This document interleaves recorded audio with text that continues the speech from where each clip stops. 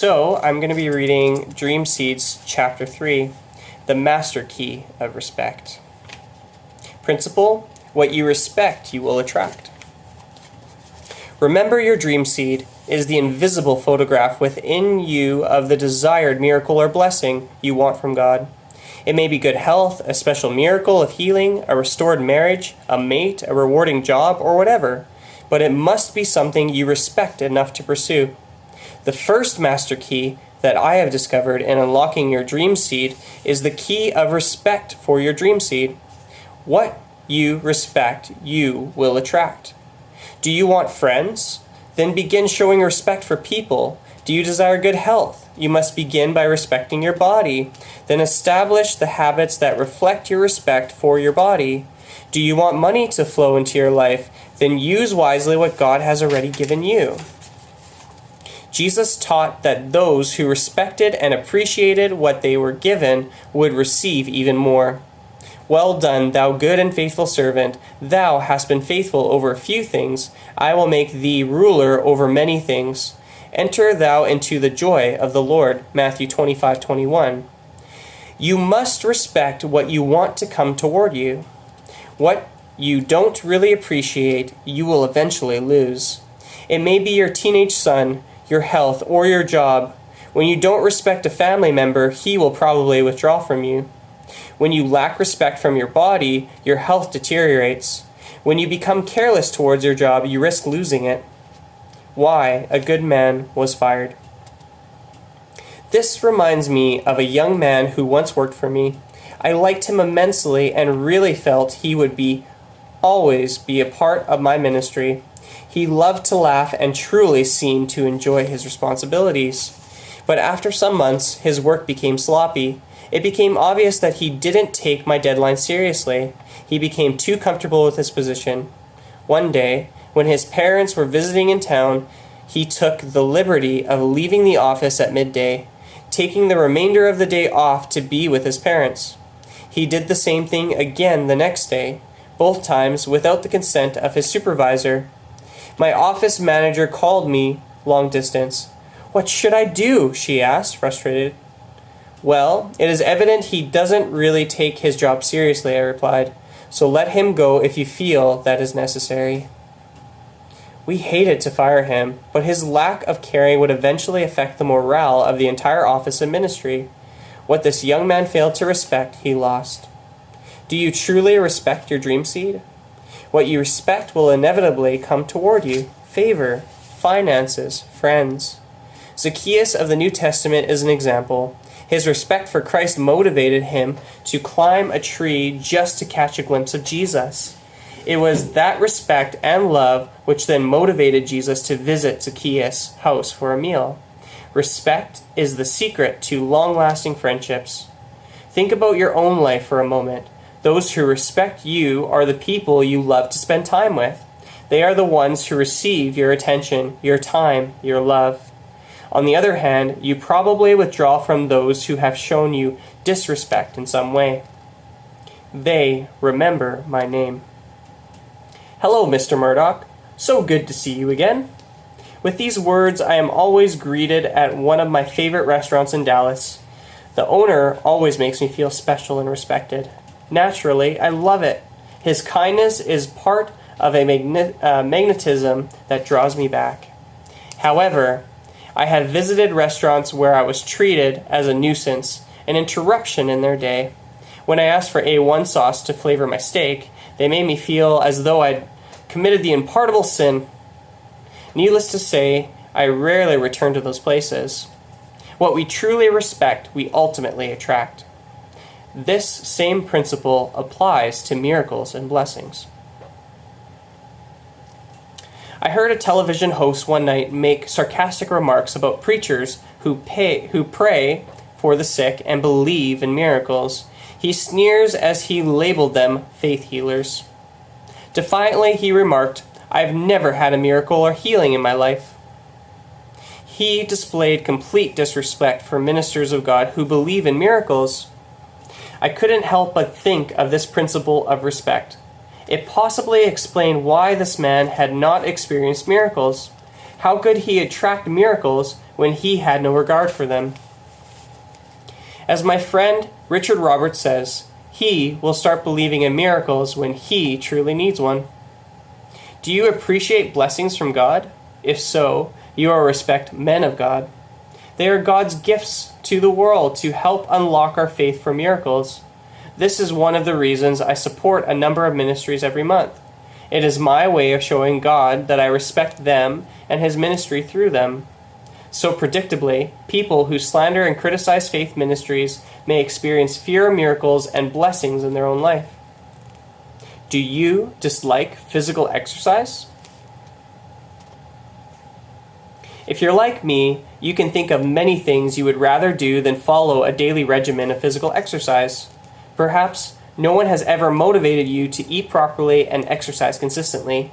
You simply have not learned the importance of maintaining good health. Consequently, when you face sickness, you may find it difficult to use your faith because good health has never been a priority to you. God began to show me this in my own life. I couldn't abuse my body and expect it to keep functioning properly. If I really wanted good health, I had to begin respecting my body.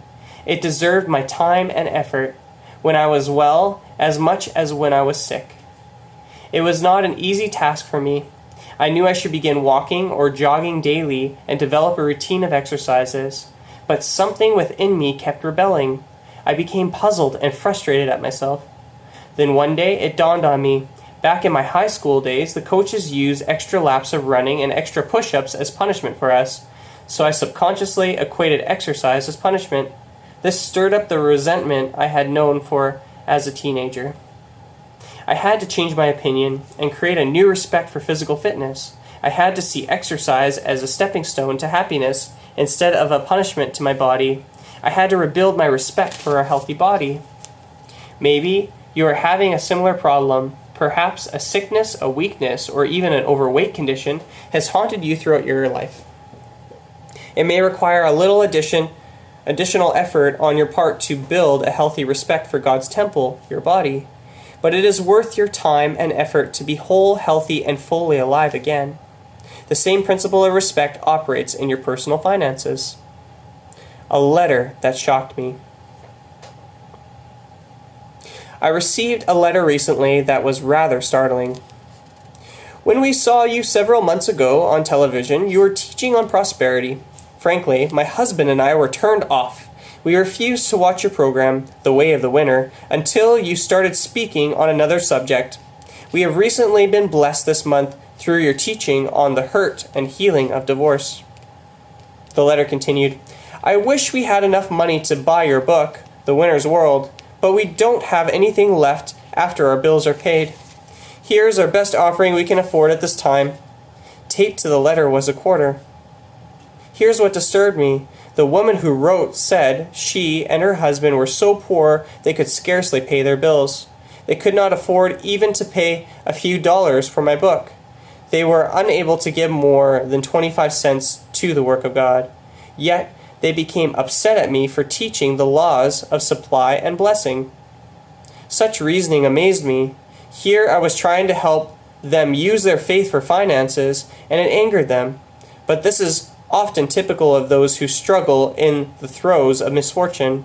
Feeling inferior and intimidated because of their lack, people often become critical and disrespectful toward the very message they need and toward ministers God sent to them.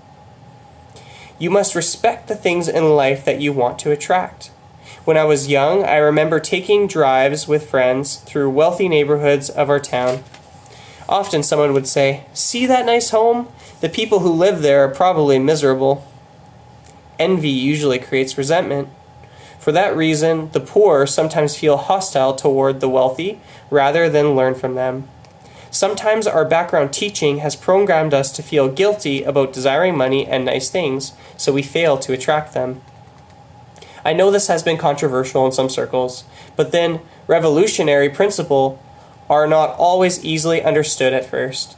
The bottom line is the Word of God, not the opinions of uninformed men, and the Scriptures teach that wealth and riches come from the hand of God.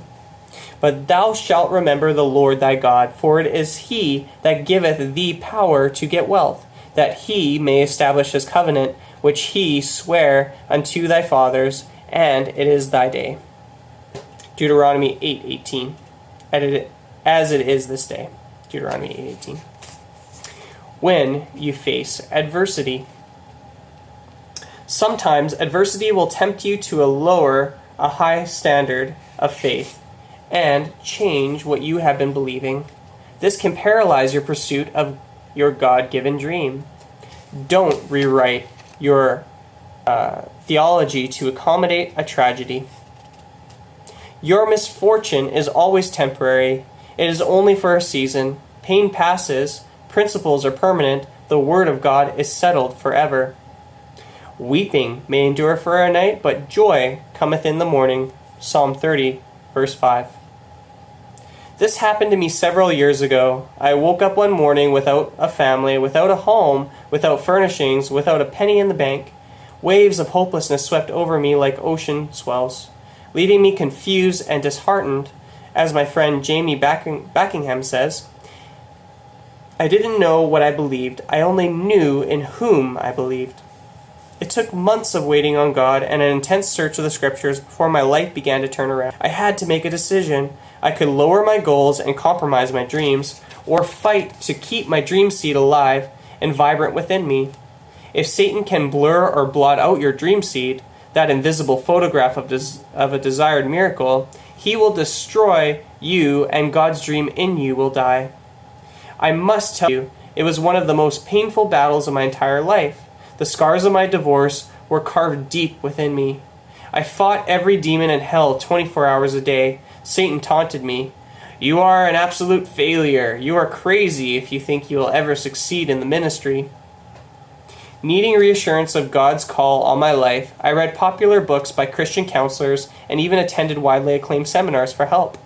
These writers taught that ministers who failed in their marriages ought to leave the ministry and place themselves on the shelf for a time. This merely echoed what Satan had already spoken to me. I was tempted to agree. For I, too, had always wanted to be the perfect preacher, with a perfect wife and perfect children, doing perfect things. So I began making plans to leave the ministry. I felt that God was through using me, and decided to go into business to support other preachers whom I admired, such as Jimmy Swaggart, David Wilkerson, and others, whom I thought were more qualified to represent the gospel. But one nagging thought persisted, my dream seed. I couldn't shake my calling. I really can't explain it. Even as I write these words, I'm overwhelmed with the memories of those emotions. I just know that I kept picturing myself reaching out to the brokenhearted, hurting people who were just like me, bruised, fragmented, who desperately needed mending and reassurance of their worth. Somehow, I knew that this ministry would be needed by those whose hearts had been torn and dreams ripped apart. No, God had never changed his original plan for me. Every demon in hell could not extract it from the soil of my spirit. I decided to stay in the ministry, regardless of the cost. I just knew that too many people were hurting just like me. Broken marriages and devastating financial setbacks have crushed the dreams of multitudes. I determined to fight back. As my feelings poured from me, I penned songs such as, You Can Make It, I Am Blessed, and Jesus, just the mention of your name. Slowly, it began to happen. Those dark clouds surrounding my dream seed began to vanish.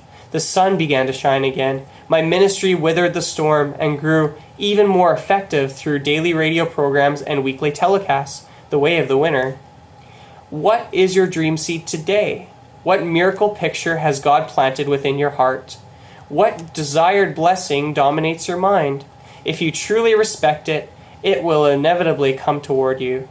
Remember this, what you truly respect, you will ultimately attract. The master key of desire, principle. The proof of desire is pursuit.